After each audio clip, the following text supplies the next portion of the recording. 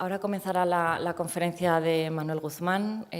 Como sabéis, Manuel es catedrático de Bioquímica y Biología Molecular en la Universidad Complutense de Madrid. Sus investigaciones se centran en dilucidar cómo los cannabinoides afectan al funcionamiento y desarrollo de las células del sistema nervioso y cómo pueden ayudar en la lucha contra enfermedades neurodegenerativas. Buenos días y, de verdad, muchas gracias por asistir a esta jornada de presentación sobre el cannabis medicinal que organizamos desde el Observatorio Español de Cannabis Medicinal.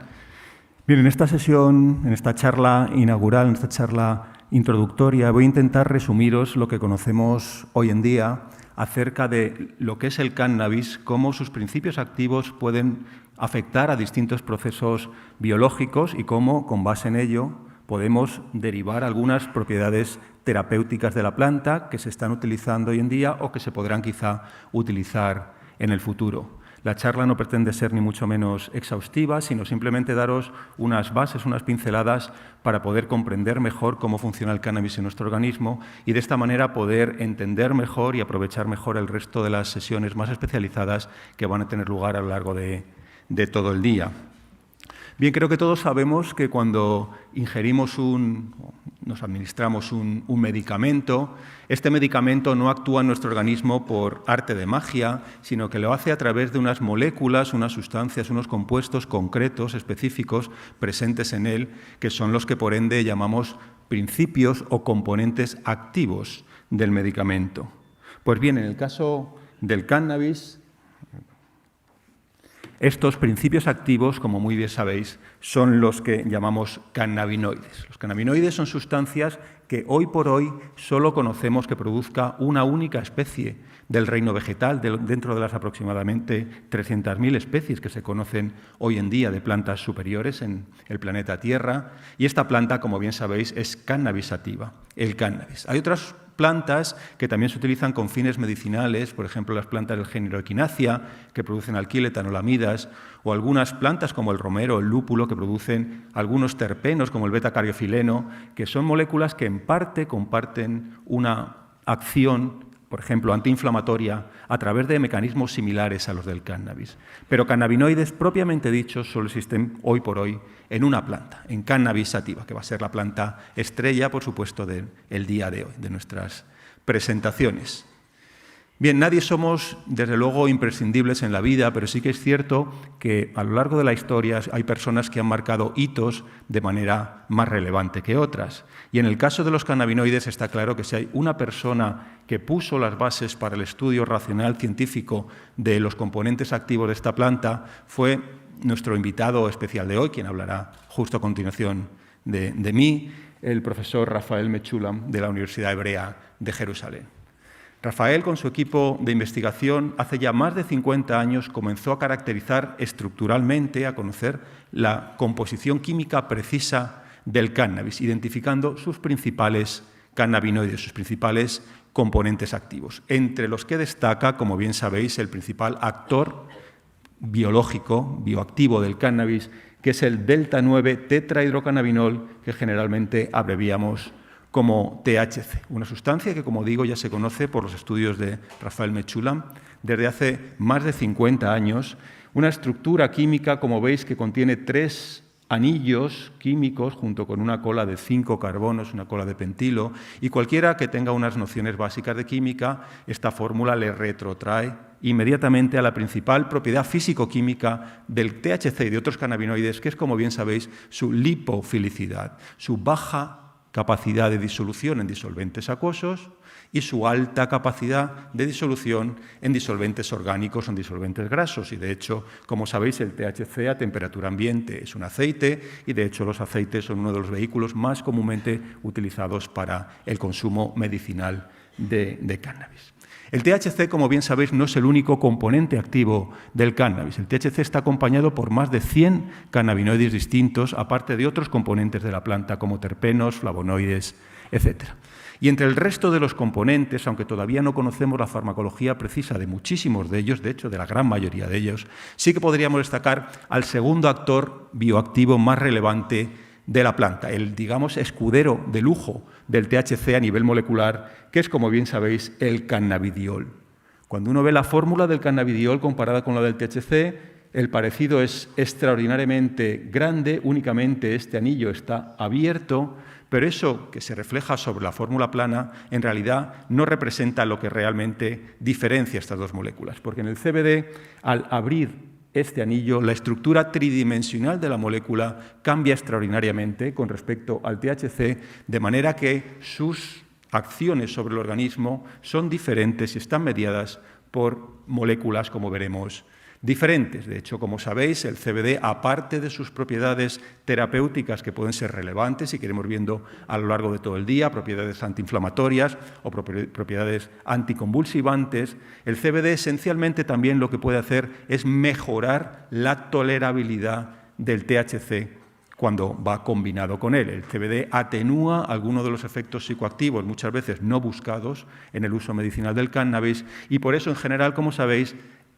se suele recomendar en términos medicinales la combinación en los preparados de cannabis del principal componente bioactivo, el THC, junto con el componente que atenúa los efectos no deseados del THC y que además añade algunas otras propiedades terapéuticas a la planta. Como decía, THC y CBD pueden ser quizá los más relevantes, pero hoy por hoy no son ni mucho menos los únicos conocidos y a ellos les acompaña un gran número de otros cannabinoides cuya farmacología está hoy siendo objeto de estudio muy intenso por distintos laboratorios del mundo. Bien, esta labor seminal de Raphael Mechoulam en los años 60 para dilucidar la composición química del cannabis fue absolutamente esencial, como digo, para sentar los pilares sobre la investigación de esta planta. No solo en términos farmacológicos, porque ya a partir de los años 60, 70 se pudieron empezar a hacer los primeros estudios, no solo en animales de investigación, sino también en humanos, para optimizar las preparaciones de cannabis, para conocer sus efectos tanto terapéuticos como secundarios, etc. También fue absolutamente crucial la labor de Raphael Mechoulam para diseñar derivados de los cannabinoides que nos permitieron conocer su mecanismo de acción en el organismo. Y aproximadamente 30 años después de que Rafi y su equipo pudieran caracterizar estos compuestos, llegó un nuevo cambio de paradigma en la visión de cómo estos compuestos actúan en el organismo. Los cannabinoides, como los principios activos de cualquier otro fármaco, como decía, no actúan en nuestro organismo por arte de magia, sino que lo hacen de una manera específica. Lo hacen uniéndose a unos blancos, a unas dianas primarias de acción, a unas moléculas que los sensan, que los reconocen, que los reciben en el organismo y que por ello se llaman precisamente receptores. En este caso, receptores de cannabinoides porque son moléculas situadas en la superficie de nuestras células, por ejemplo, de las neuronas de nuestro sistema nervioso central, que son capaces de reconocer específicamente, por ejemplo, al THC de la planta y, por tanto, estas células que sensan, que reciben de esta manera molecularmente específica al THC, son aquellas células que van a recibir esta información y, por tanto, que van a responder al THC. Como corolario, podríamos decir que, por tanto, las células de nuestro organismo que no poseen estos receptores no van a sensar el THC y, por tanto, van a ser insensibles al THC. El THC, por tanto, se une a estas moléculas receptoras con una elevadísima especificidad. Y muchas veces utilizamos el símil, y me voy a permitir usarlo aquí también, el símil de una llave y un candado. El THC, como tenemos ahí representado, se va a unir específicamente a su candado molecular, con el cual va a interaccionar de manera precisa. Y solo las células que dispongan en su superficie de estos receptores, de estos candados moleculares para unir el THC, van a ser sensibles al THC. La unión del THC a su receptor produce lo que en términos moleculares podríamos llamar un clic molecular. Y por ende, cuando el THC se une a un receptor, por ejemplo en esa neurona que esquemáticamente hemos representado ahí, esa neurona va a responder. Va a responder cambiando su actividad, quizá aumentando su actividad, inhibiendo su actividad en función del tipo de señal que reciba del THC y en función de dónde esté localizada esta célula en nuestro cerebro. Bien, sabemos hoy en día, como probablemente conozcáis, que hay dos candados moleculares muy similares en nuestro organismo para recibir al THC y a otros cannabinoides de la planta, el que llamamos receptor cannabinoide de tipo 1, expresado sobre todo en el sistema nervioso, el receptor cannabinoide de tipo 2, representado sobre todo en el sistema inmune, que por tanto media los efectos antiinflamatorios, por ejemplo, de los preparados activos del cannabis. Pero en esencia la idea clave es que el THC va a actuar sobre aquellas zonas de nuestro organismo, como digo, que tengan estos sensores, estos receptores específicos, y no lo va a hacer sobre aquellas zonas de nuestro organismo que no los posean.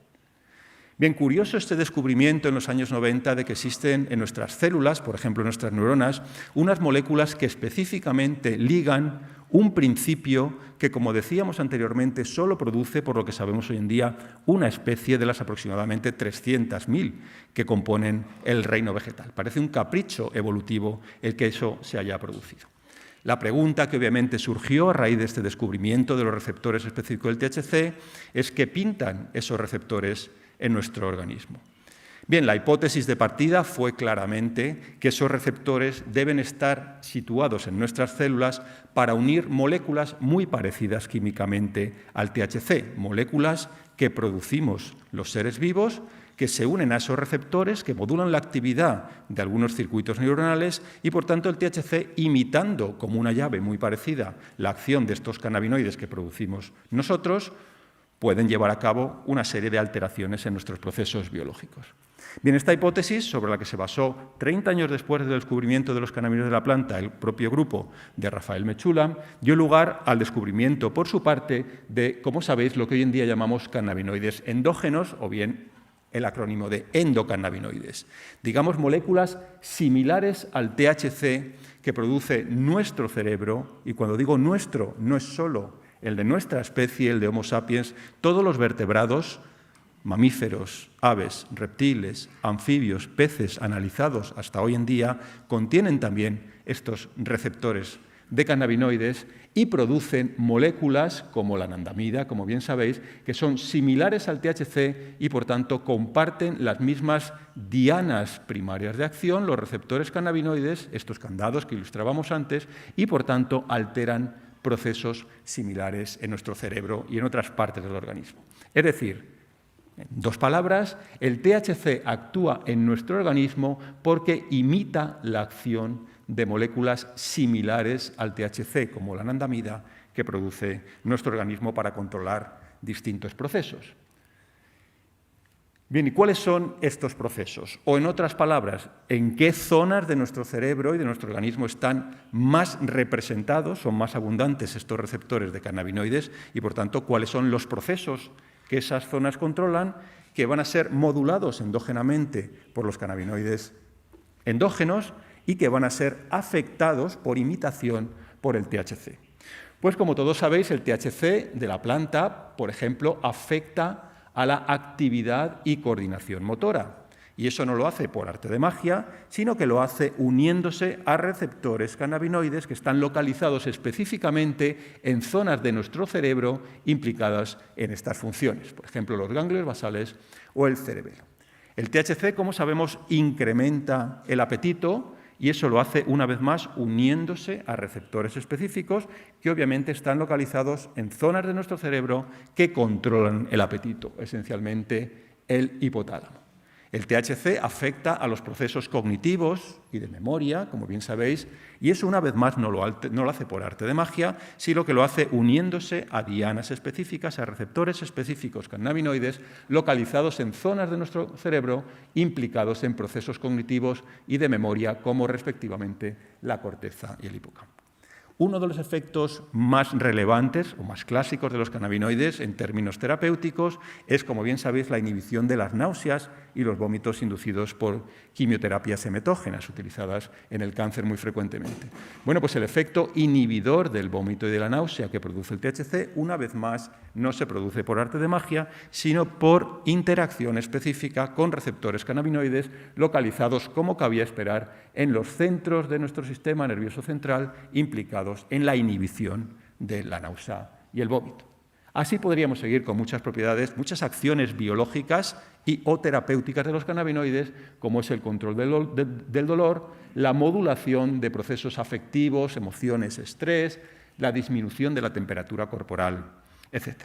Es decir, a partir de los estudios de Rafael Mechoulam y durante estos últimos 50 años hemos desarrollado ya un marco conceptual básico al menos, para comprender racionalmente por qué los cannabinoides de la planta actúan en unos procesos y no en otros en nuestro organismo, y a partir de aquí, obviamente, podemos ya entrar con más racionalidad, si se quiere, con más conocimiento de causa, en el diseño de terapias más optimizadas con cannabinoides,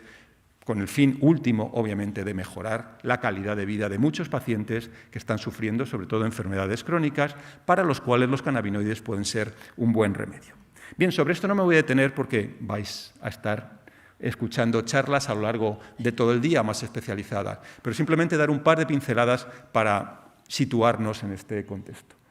Bien, los cannabinoides, como bien hemos visto, actúan modulando una serie de procesos biológicos y esta modulación puede ser algunas veces interesante en términos terapéuticos. Terapéuticos no quiere decir bueno o malo y mucho menos en términos éticos. Si un atleta va a correr una final olímpica de 400 metros, obviamente no le va a interesar disminuir su capacidad motora fumándose un porro antes de la competición.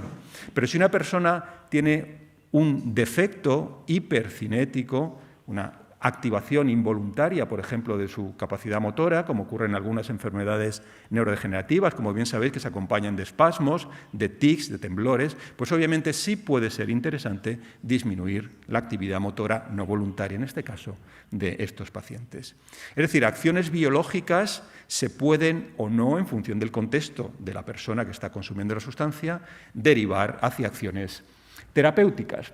Obviamente, los principios activos del cannabis, de la propia planta, bien la planta en forma herbal o bien preparados como aceites, como bien sabéis, es una fuente obvia y clara de cannabinoides. Se han hecho ya también distintos medicamentos, como también conocéis, aprobados oficialmente por distintas agencias reguladoras, que contienen extractos más o menos crudos de la planta, como el Sativex, compuestos puros, por ejemplo el THC, que son cápsulas de marinol, el Cesamet, que es un derivado sintético del THC, la nabilona, el Epidiolex, como sabéis que es un preparado con CBD, etc. Entonces, una primera cuestión que obviamente uno puede plantearse es la utilización de mezclas de compuestos frente a la utilización de compuestos puros. Y en general, hoy por hoy, la tolerabilidad suele ser mejor y quizá también, en muchos casos, el efecto terapéutico cuando combinamos, como hemos visto antes, distintos cannabinoides que pueden producir distintos efectos complementarios en términos terapéuticos y además algunos de ellos, como el CBD, atenuar algunos efectos no deseados de otros de ellos, como el THC, pero esta primera cuestión de compuestos puros frente a mezclas de compuestos es una cuestión que siempre uno se plantea en farmacología. Hay una serie de parámetros que técnicamente denominamos ADMET, que puede parecer un tecnicismo, pero realmente es algo bastante intuitivo, que definen cómo de bueno o malo en general es un fármaco, cómo de eficaz o no eficaz y de seguro o no seguro es un fármaco. Simplemente por resumir, y esto lo veremos a lo largo de todo el día, existen ya vías de administración, como sabéis, bien estandarizadas para los cannabinoides y destaco quizás la vía oral, generalmente en forma de aceites o preparados similares, para, digamos, dosis de mantenimiento con una cinética más pausada, digamos, y más suave, frente a unas vías que pueden inducir la entrada más rápida de los cannabinoides en nuestro organismo y que pueden ser útiles también en distintas situaciones, como por ejemplo la forma vaporizada. Los cannabinoides, como bien sabéis y hemos dicho anteriormente, son sustancias muy lipofílicas, muy ávidas por disolventes orgánicos y nuestro organismo por tejidos que contienen una alta cantidad de lípidos, es donde los cannabinoides se encuentran más cómodos químicamente y, de hecho, la inmensa mayoría de los cannabinoides que entran en nuestro organismo van a parar a los dos tejidos más relevantes en cuanto a contenido lipídico. Uno es el tejido adiposo, el tejido graso, y otro es el cerebro, donde los cannabinoides obviamente ejercen sus efectos más prominentes. El metabolismo de los cannabinoides es lento, son sustancias, como sabéis, que les cuesta entrar, les cuesta distribuirse por su lipofilicidad y que se mantienen durante generalmente varios días en nuestro organismo. La vía de excreción es bien conocida y su vía de metabolización, es una metabolización que ocurre a nivel hepático, se excretan a través de la orina. Todos estos parámetros son ya muy bien conocidos para los cannabinoides. Y como bien sabéis, tenemos la clara suerte de que los cannabinoides son compuestos sin toxicidad aguda. Por ejemplo, sus receptores no están localizados en centros que controlen de manera crítica la contracción del diafragma o la contracción cardíaca, con lo cual no tenemos riesgo de paradas cardiorrespiratorias, por ejemplo, o de alteraciones importantes en estos parámetros vitales básicos. Y realmente, como para cualquier medicamento, debemos buscar lo que conocemos como balance terapéutico, es decir, no solo sus efectos terapéuticos deseados, sino también reducir todo lo que podamos los efectos secundarios no deseados, porque quizá colocarse con cannabis pues puede ser entretenido para una vez o para 2 veces, pero para un paciente que quiere mantener, digamos, una actividad laboral o vital más o menos constante y que está tomando cannabis todos los días, pues probablemente pierda la gracia. Entonces, debemos obviamente balancear qué efectos terapéuticos estamos buscando junto con los efectos secundarios de los cannabinoides, que generalmente, como sabéis, son efectos psicoactivos y en algunos casos, pocos, pero en algunos casos también hay que tener en cuenta algunos efectos cardiovasculares.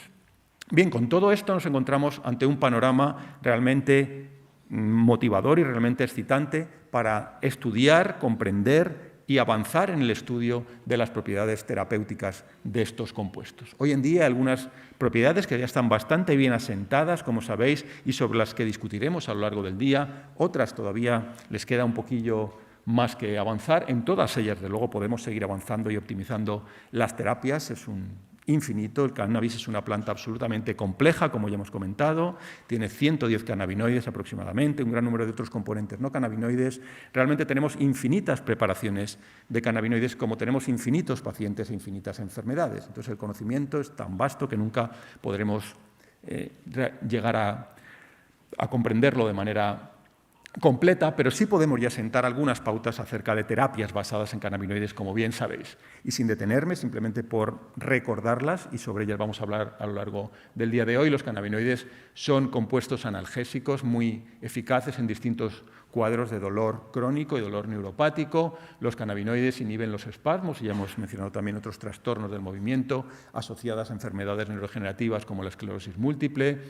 Las aplicaciones más clásicas en términos terapéuticos de los cannabinoides, por lo menos las primeras comprendidas en ensayos clínicos, el efecto inhibidor de la náusea y el vómito y la estimulación de la ingesta y la asimilación y utilización correcta de nutrientes en detrimento de su mala utilización en enfermedades crónicas, sobre todo como el cáncer y especialmente por los efectos que produce la quimioterapia, la inhibición, como bien sabéis, de las convulsiones en casos de epilepsias pediátricas y la disminución de la inflamación en distintos tipos de enfermedades. Y ya simplemente para terminar esta charla introductoria, para ponernos un poco en contexto y para dar pie a todo lo que va a venir después, algunas ideas generales que quizá debemos tener en cuenta para considerar los cannabinoides como fármacos. Los cannabinoides, como sabemos y como esperemos que podamos seguir conociendo en manera más profunda en el futuro, pueden ser medicamentos, al menos paliativos, en distintas enfermedades. Y distintos grupos de pacientes son los que principalmente se benefician hoy en día de los cannabinoides: pacientes con enfermedades neurodegenerativas como la esclerosis múltiple, pacientes con dolor, pacientes con alteraciones digamos, en la excitabilidad neuronal, como es la epilepsia, sobre todo epilepsia pediátrica, pacientes de cáncer. Bien, hay que tener en cuenta que obviamente el sistema cannabinoide no es el único sistema de comunicación que tenemos en nuestro organismo. Nuestro cerebro tiene una gran cantidad de compuestos químicos, nuestro organismo tiene una gran cantidad de hormonas que participan en procesos muy relevantes en nuestro organismo: la insulina, los corticoides, las hormonas tiroideas, etc. No podemos ser tan ilusos de pensar que el cannabis es una panacea, obviamente, para tratar todas las enfermedades, ni que el cannabis siquiera vaya a ser más eficaz que otros fármacos de los que disponemos o de los que probablemente dispondremos en el futuro para tratar algunos síntomas de algunas enfermedades. Por ejemplo, en cuanto a mera eficacia, aunque obviamente hay que considerar el balance, como hemos dicho, entre eficacia y efectos secundarios, muchas veces, por ejemplo, un cetrón puede ser más eficaz que un cannabinoide para paliar los vómitos asociados a la quimioterapia del cáncer. O una benzodiazepina puede ser más eficaz para paliar efectos digamos, procesos de ansiedad agudo. O un estrógeno, un esteroide, puede ser más eficaz como anticaquéxico que un cannabinoide en el tratamiento de pacientes con caquexia asociada al cáncer. Bien, esto es así y, evidentemente, los cannabinoides tendrán que encontrar su hueco entre distintos pacientes, entre distintas subpoblaciones de pacientes, en distintas enfermedades, para que idealmente cada paciente sea tratado individualmente y podamos utilizar el cannabis como alternativa o como complemento a otras medicaciones que están bien establecidas hoy en día en distintos tipos de enfermedades. En este sentido, debemos tener en cuenta, en primer lugar, como ya hemos dicho, que el balance terapéutico de los cannabinoides es muy razonable, es bastante bueno, su eficacia puede ser moderada, pero sus efectos secundarios son perfectamente tolerables, desde luego mucho más que muchas otras terapias bastante más agresivas que se utilizan en cáncer o en enfermedades neurodegenerativas, y los cannabinoides pueden, por tanto, bien solos o bien combinados con estos otros medicamentos, ser empleados en distintos tipos de estrategias. Por ejemplo, en pacientes que no toleran bien medicamentos estándar, como terapia sustitutiva de estos medicamentos estándar, o bien en pacientes que no responden bien a esos medicamentos o que han empezado respondiendo, por ejemplo, a un opiáceo en el tratamiento del dolor y al cabo del tiempo se genera tolerancia y, por tanto, dejan de responder al opiáceo, como terapia sustitutiva o bien, y eso es una de las grandes vías de investigación en el cannabis medicinal, como terapia combinada, cómo pueden sinergizar o complementar los cannabinoides la acción de otros fármacos ya conocidos hoy en día. Y, desde luego, el grupo de pacientes o los grupos de pacientes que más se están beneficiando hoy en día de los cannabinoides, y esperemos que siga siendo así y cada vez más, son pacientes en general con baja calidad de vida, con enfermedades crónicas que tienen muy distintos tipos de síntomas, de manera que con un solo preparado, aunque sea complejo molecularmente, como son los preparados del cannabis, podemos ejercer efectos analgésicos, efectos anticonvulsivantes, efectos ansiolíticos, efectos anticaquéxicos, etcétera, para mejorar de forma dramática muchas veces la calidad de vida de estos pacientes. Bien, pues esto es esencialmente lo que nos vamos a encontrar hoy, una planta compleja con distintos tipos de componentes, con distintas aplicaciones terapéuticas, algunas mejor asentadas, otras que todavía estamos intentando conocer y que esperemos que en el futuro cercano su abanico se amplíe y, sobre todo, como decía Carola, que los pacientes en nuestro país y, desde luego, en otros lugares del mundo dejen de estar en este proceso, en esta situación de inseguridad jurídica y sanitaria para poderse beneficiarse de manera más óptima de este tipo de compuestos. Muchas gracias de nuevo por asistir y, bueno, un placer de verdad estar aquí con vosotros.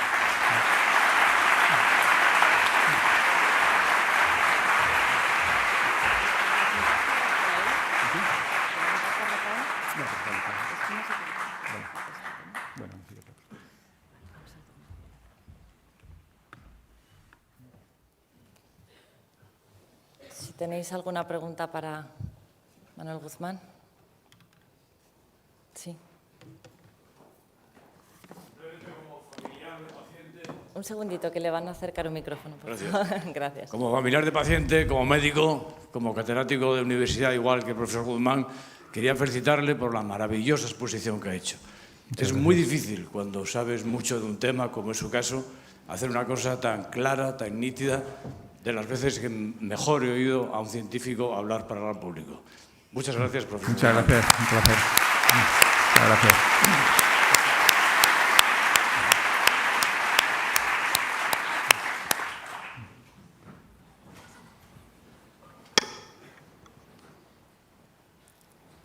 I would like also to thank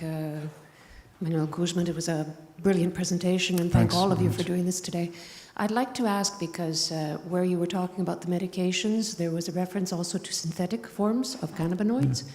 If there is an opinion at this time as to whether or not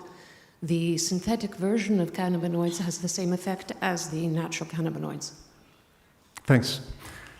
Bien, voy a contestar en castellano para que sea comprensible por la audiencia. Bien, la cuestión que se plantea, como habréis podido escuchar, es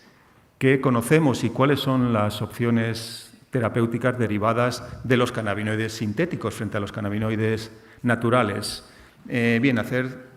futuribles es muy complicado, pero puedo resumir lo que conocemos hoy en día acerca de esta situación y cuál ha sido la historia, digamos, en este camino en la que, una vez más, el grupo de Rafael Mechulam ha sido pionero sintetizando moléculas bioactivas derivadas de los cannabinoides con propiedades farmacológicas interesantes.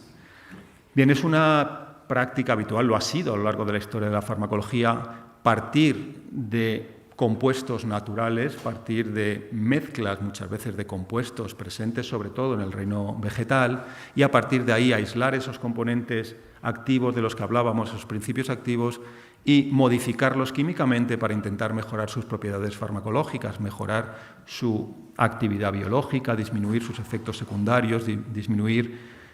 las acciones no deseadas sobre tejidos sobre los que no queremos dirigirnos para tratar la enfermedad, etc. En el caso del cannabis eso se ha intentado durante mucho tiempo y de hecho desde los años 60 el grupo de Rafael Mechulam y otros grupos que se han unido a él han sintetizado herramientas muy interesantes en términos farmacológicos para derivados de los cannabinoides. Hoy en día disponemos, al menos para trabajar en el laboratorio, con animales de experimentación, con células, con tejidos, disponemos de un abanico muy grande de estas moléculas. Tenemos, por ejemplo, moléculas que estimulan los receptores cannabinoides selectivamente para el receptor CB1 o para el receptor CB2, con distintos grados de afinidad por el receptor y potencia. Tenemos moléculas que ya no activan, sino que bloquean los receptores CB1 o los receptores CB2 de manera también selectiva. Tenemos un gran número, en suma, de moléculas para trabajar en sistemas preclínicos acerca del mecanismo de acción de los cannabinoides, de ver cuál de los dos receptores está más implicado, etc. Ahora bien, hasta ahora, y como digo, los futuribles no se pueden hacer, pero hasta ahora no se ha conseguido ningún compuesto sintético que en la clínica pueda sustituir al THC y al CBD y sobre todo a las combinaciones que existen en la planta. Bien, lo primero que se trató de buscar fueron cannabinoides derivados de la estructura del THC con una elevada potencia. Y los primeros, sintetizados en la Universidad Hebrea de Jerusalén, demostraban realmente que se pueden sintetizar este tipo de moléculas, cannabinoides altamente activos. Tenemos un cannabinoide sintético exclusivamente en el mercado, que es la nabilona, que tiene una potencia aproximadamente 10 veces superior al THC. Pero su balance terapéutico y sus indicaciones, de hecho, y su utilización es realmente restringido. Es una molécula poco favorable en términos farmacológicos, porque tiene un perfil de acción muy estrecho. Digamos que de no tener efecto pasa en un intervalo de dosis muy pequeño a tener unos efectos muy potentes, pero no solo efectos terapéuticamente buscados, sino también efectos secundarios, los efectos, digamos, del colocón, del high, que produce característicamente el THC. Y de hecho la utilización de este único cannabinoide que ha llegado a la clínica es extraordinariamente restringida hoy en día. El resto de los compuestos tampoco ha llegado a más. Se han hecho, por ejemplo, ligandos agonistas selectivos, moléculas que activan selectivamente el receptor de tipo 2, también por el grupo de Rafael Mechulam. Moléculas que pueden ser, por tanto, interesantes para disminuir, por ejemplo, la inflamación o algunas enfermedades del sistema inmune, sin afectar al receptor CB1, que es el receptor implicado en la psicoactividad. Es decir, son cannabinoides, por decirlo así, antiinflamatorios no psicoactivos. Eso sobre el papel está muy bien, pero los intentos que se han hecho de llevarlos a la clínica, por ejemplo, para el tratamiento del dolor inflamatorio, no han dado buenos resultados y estos compuestos se han quedado en fases 2 de ensayos clínicos. Como bien sabéis probablemente, la empresa Sanofi-Aventis diseñó hace ya más de 20 años un bloqueante selectivo del receptor CB1, el Rimonabant, que se ha estado comercializando en Europa con el nombre de Acomplia y que la FDA, por fortuna, nunca llegó a aprobarlo. Este compuesto, después de pasar por distintas fases clínicas, como compuesto antiobesidad, los cannabinoides inducen la ingesta. El bloqueante del receptor CB1 disminuye la ingesta en animales de experimentación y también en voluntarios humanos. Se observó que este compuesto realmente sí tenía esos efectos terapéuticos, aunque bastante moderados, todo hay que decirlo, pero también tenía unos efectos secundarios muy graves sobre la salud mental de los pacientes, con lo cual fue retirado del mercado. Se ha probado también, por ejemplo, a bloquear la degradación de los cannabinoides endógenos. Los cannabinoides endógenos, como la anandamida, actúan sobre distintas zonas de nuestro cerebro, por ejemplo, y, por ejemplo, inducen respuestas analgésicas en animales de experimentación. Pero los estudios que se han hecho hasta ahora en humanos con inhibidores de la degradación de anandamida no han pasado de fases 1. Y, de hecho, si recuerdas, hubo un accidente muy importante en un ensayo clínico en Francia hace un año aproximadamente con uno de estos compuestos que probablemente tuviera off-targets, que fuera un compuesto no selectivo, pero que desde luego ha dado al traste con todos los programas de desarrollo de inhibidores de la degradación de endocannabinoides. Es decir, al final nos hemos quedado con una herramienta esencialmente, hoy en día al menos en términos prácticos, que son los cannabinoides de la planta, con un perfil de seguridad y una farmacología bien conocida y con una combinación de una gran posibilidad de combinaciones de compuestos. No quiero decir que los cannabinoides sintéticos nunca vayan a tener un nicho en la farmacología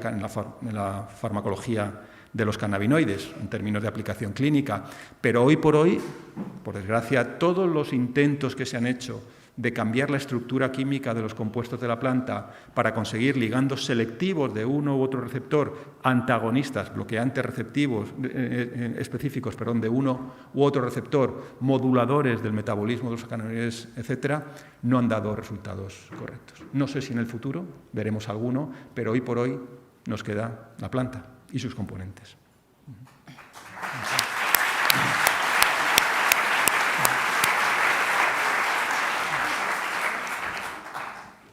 Buenos días, Manuel, y enhorabuena por tu trabajo. Gracias.